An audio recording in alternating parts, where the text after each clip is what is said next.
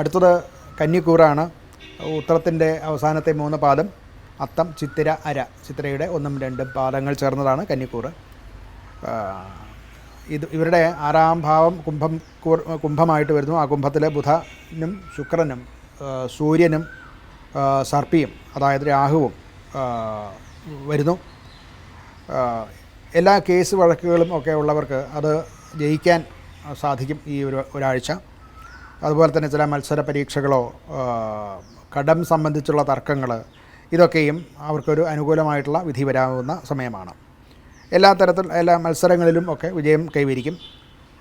ശത്രുക്കളിൽ നിന്ന് പൊതുവെ ഒരു വിടുതൽ, മോചനം ഉണ്ടാകാൻ സാധിക്കുന്നതാണ്. അത് എല്ലാ തരത്തിലുള്ള കടങ്ങളും അതുപോലെ ശത്രുക്കളും ഒക്കെ ഉള്ളിൽ നിന്നൊക്കെ ഉള്ള മോചനം സാധ്യമായി തീരുന്ന സമയമാണ്.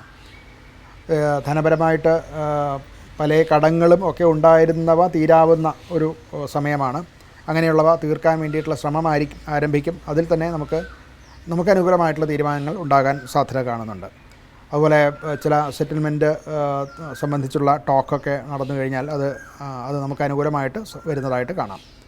ആരോഗ്യപരമായിട്ട് നാഡീ സംബന്ധമായിട്ടുള്ള പ്രശ്നങ്ങളും വയറുവേദന മുതലായിട്ടുള്ളവ ഉണ്ടാകാനും, വയർ സംബന്ധം ഇൻഡസ്റ്റൈനൽസ് ആയിട്ടുള്ള ഡൈജസ്റ്റീവ് ആയിട്ടുള്ള കാര്യങ്ങളിലും ഒക്കെ ചില പ്രശ്നങ്ങൾ വരാവുന്നതാണ്.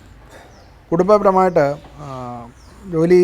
അവനവൻ്റെ ജോലി തിരക്ക് കൊണ്ടും ഒക്കെ കുടുംബത്തിൽ വേണ്ടത്ര ശ്രദ്ധിക്കാൻ സാധിക്കുന്നില്ല എന്നുള്ള ഒരു പരാതി കേൾക്കാനിടയാവും. അത് കൂടുതൽ കൊണ്ടും സമയക്കുറവ് കൊണ്ടുമാണ് സംഭവിച്ചത് എന്നുണ്ടെങ്കിൽ പോലും ഇതൊരു പരാതിയായിട്ട് ഉണ്ടാകും. അതുകൊണ്ട് കുടുംബകാര്യങ്ങളിൽ കൂടുതൽ ശ്രദ്ധ വയ്ക്കാൻ ശ്രമിക്കേണ്ടതാണ്.